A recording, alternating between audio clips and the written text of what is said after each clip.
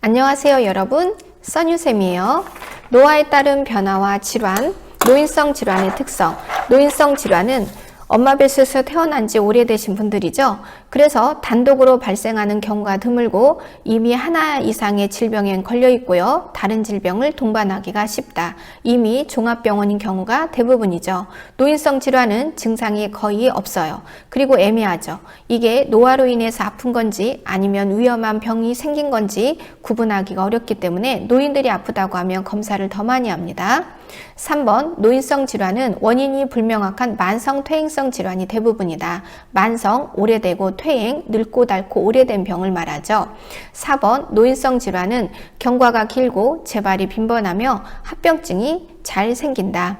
노인이 신장 기능이 저하되어 약물 중독이 잘 생기죠. 그래서 노인이 약물 중독에 잘 생기는 이유로 옳은 것을 찾아라. 그러면 신장 기능의 저하입니다.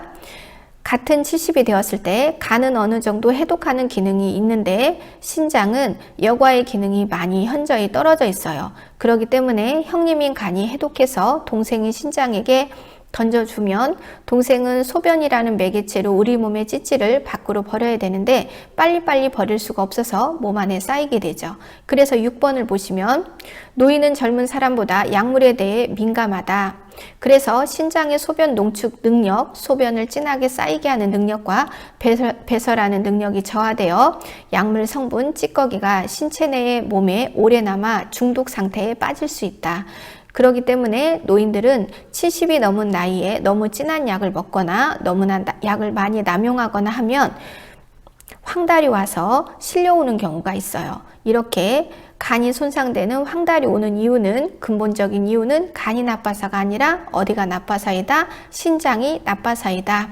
7번 노인은 질환에 민감하기 때문에 노인은 면역력이 떨어져 있죠. 그래서 병과 싸워서 이기는 면역력이 떨어져 있고 병에 대해서 이기는 힘이 허약해요. 이 허약한 것을 우리는 의학적인 용어로 감수성이 높다라고 합니다. 면역력은 떨어져 있고 감수성은 높은 상태, 한마디로 말하면 질병에 잘 걸리는 상태가 되어서 위험 요인에 노출되었을 때 질병에 쉽게 걸리게 된다.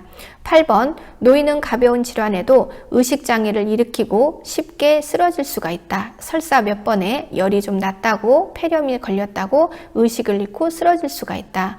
노인들은 이미 당뇨, 혈압, 고지혈증 등이 올 수가 있어요. 동맥경화. 그렇기 때문에 혈액순환의 저하로 인해 욕창이 잘 발생할 수 있다. 만약에 몸져 눕게 되면 피 속에 들어있는 산소와 영양분을 잘 받아먹지 못해서 피부가 괴사되는 욕창이 잘 생길 수가 있다. 10번 노인이 병이 걸려서 와상이 되지 않도록 도와야 된다. 와상이란 등급으로 치면 1등급, 2등급을 말하죠. 누워 지내는 상태, 누워 지내게 되면 혈액순환이 더 잘 되지 않아서 세포가 피 속에 들어있는 산소와 포도당을 받아먹지 못하는 상태가 되면서 피부가 세포의 괴사를 일으키게 되죠. 그래서 그렇게 된 상태를 우리는 욕창에 걸렸다라고 합니다. 노화에 따른 변화와 주요 질환, 첫 번째는 소화기계가 나왔죠. 소화기계는 입에서 항문까지를 말해요.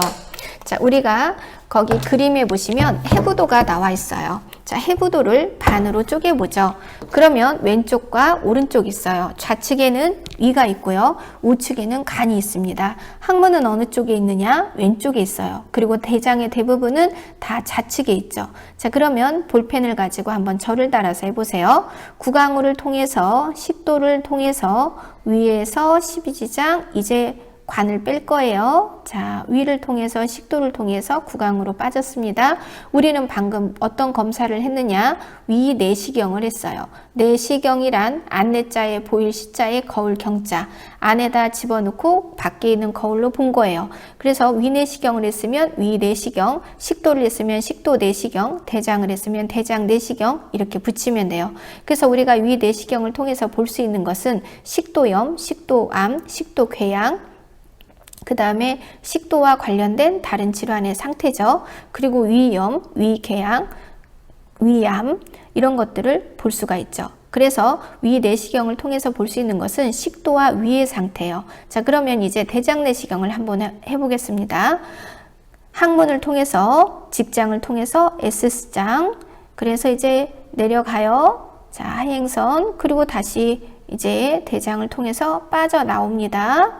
자, 이렇게 해서 우리는 무엇을 했냐면 대장 내시경을 했어요. 대장염, 대장궤양, 대장에 용종이 있는지, 암덩어리가 있는지 볼 수 있어요. 자, 그러면 우리가 소화기계의 통로는 이렇게 위 내시경, 대장 내시경을 통해서 봤는데 소화기계의 핵심이 되는 간과 췌장과 담관은 볼 수가 없죠. 이렇게 간담체를 보는 검사는 복부 초음파예요. 그래서 우리가 건강검진을 받을 때 추가비 한 7, 8만 원을 추가로 더 대고 복부 초음파를 같이 받으시는 게 좋겠습니다.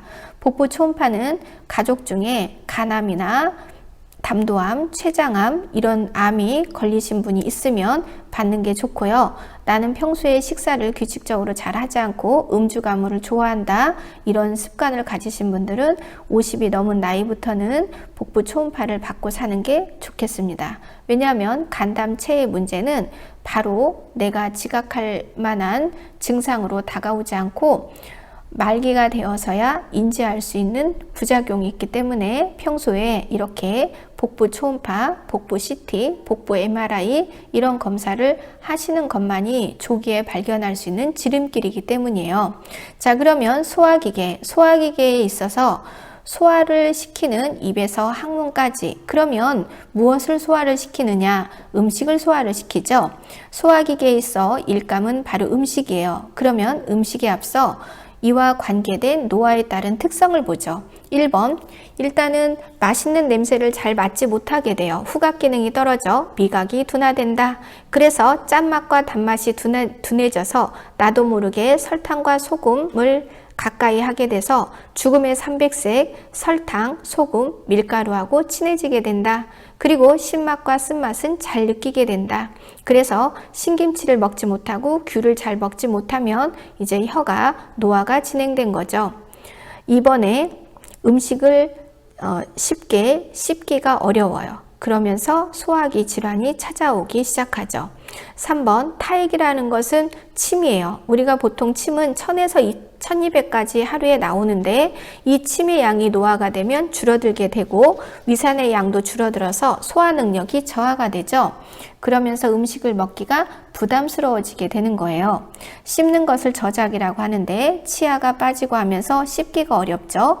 그리고 풀떼기 음식의 섭취 부족, 이 섬유식의 부족, 풀떼기 음식은 손이 많이 가는 음식이죠. 그렇기 때문에 노인들에게 있어서 좋은지 알지만 먹기가 어려운 음식이에요. 그래서 이렇게 씹는 것이 어렵고 풀떼기 음식을 먹기가 어렵고 또 물을 마시면 화장실에 자주 가야 되는 번거로움이 있어요. 그래서 갈증을 또 참기도 하죠. 이런 것들이 맞물려서 노인이 되면 변비가 생기기 쉽다. 5번에 소화 능력이 떨어지면서 가스가 차고 변비, 설사, 구토가 잘 생긴다. 6번에 췌장은 우리 몸에서 소화를 되고 안 되고의 주 역할을 하는 아주 중요한 장기예요. 그래서 췌장에는 3대 소화 효소가 들어있어요. 밥을 소화시키는 아밀라제, 기름을 소화시키는 리파제, 고기를 소화시키는 트립신이 들어있죠.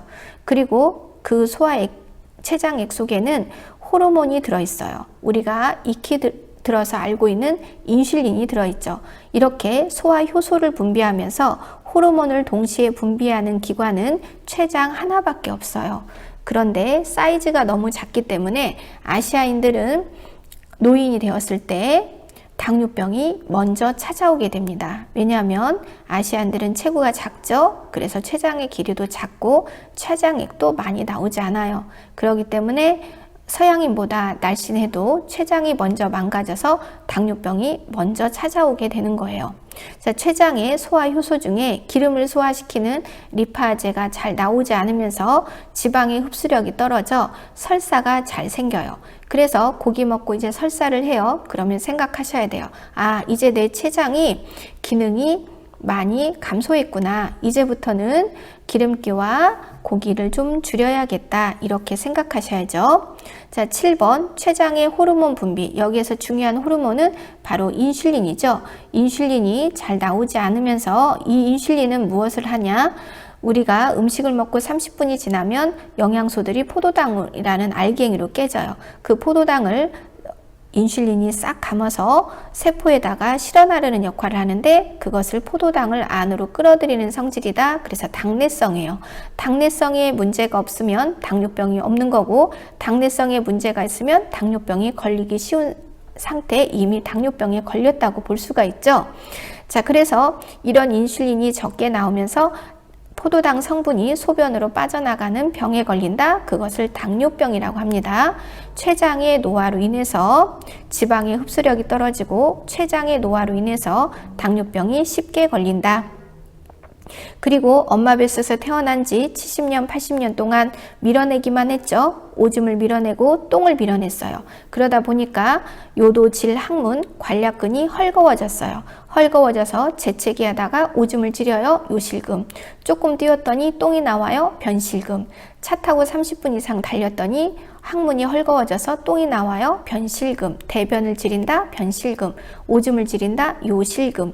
그래서 변실금 때문에 관략근 쪽에 수술을 하시는 일도 흔하게 발생하기도 합니다.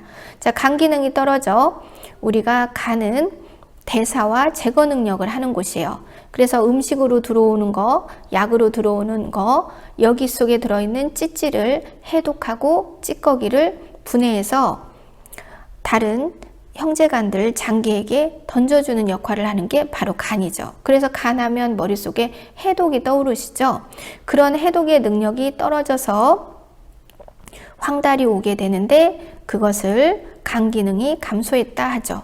그런데 간 기능이 이제 나이가 먹음에 따라 감소해서 진한 성분을 쉽게 예전만큼 분해하지를 못하고 몸 안에 갇히게 돼요. 그래서 우리가 70이 넘은 나이에는 너무 진한 약을 많이 먹거나 하는 것도 나쁩니다. 간 기능이 떨어져 약물의 대사, 분해하고 버리는 능력이 떨어지기도 한다. 그럼 이제 첫 번째 질환이 위염이죠. 위염은 위염증을 줄인 말이에요. 위에 염증이 생긴 것을 줄여서 위염이라고 하죠. 자, 급성으로 오는 위염이 있고 만성으로 오는 위염이 있어요. 급성은 우리가 질환이 발병한 지 30일을 넘지 않은 것을 급성이라고 하고요. 만성은 한 가지 병을 3개월 이상 치료한 것을 만성이라고 합니다. 급성과 만성, 당연히 치료 시간은 만성이 오래 걸리겠죠. 그러면 위에 염증을 일으키는 요인은 대강 씹어서 삼키면 가장 고생하는 장기가 어디죠? 그렇죠, 위죠. 그래서 대강 씹었을 때 위장병이 잘 걸린다. 그리고 시도 때도 없이 먹는 과식, 모절제한 식습관, 위염의 원인이 될 수 있다. 그리고 예전 사람들은 음식이 버리는 게 아깝다고 상한 음식도 많이 먹었죠. 그래서 부패한 음식을 너무 많이 먹어도 위장병에 걸릴 수가 있다. 옛날 한의사들은 암이 왜 생기는지 원리는 알았다는 거죠. 이게 암자인데 입구가 3개 있어요. 한마디로 말해서 과식이 소화기 질환을 부른다. 식탐이 암을 부른다.